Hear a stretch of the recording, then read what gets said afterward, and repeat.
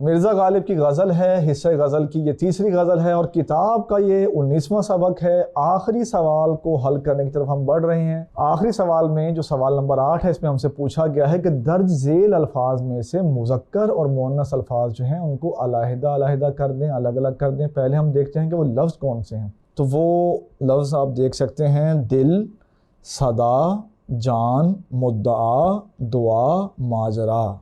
आइए इसके हल की तरफ बढ़ते हैं। हल करना इसको ये तरीका है कि मुज़क्कर अल्फाज की एक हेडिंग दे देंगे, उसके नीचे मुज़क्कर अल्फाज लिख देंगे, फिर हेडिंग दे देंगे मुअन्नस अल्फाज की, उसके जो है तहत आप लिख देंगे मुअन्नस अल्फाज। तो पहले बढ़ते हैं मुज़क्कर अल्फाज की तरफ। मुज़क्कर अल्फाज आप हेडिंग दे के नीचे लिख देंगे दिल, फिर लिखेंगे मुद्दआ, फिर लिखेंगे माजरा। इसके बाद आप हेडिंग देंगे मुअन्नस अल्फाज, नीचे लिखेंगे सदा, जान, दुआ।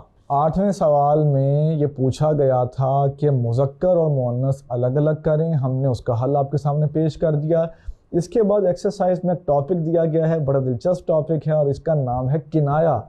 तो किनाया क्या होता है? इल्म बयान के बारे में आप कुछ पहले भी पढ़ चुके हैं, इस्तिआरे के बारे में आप पढ़ चुके हैं।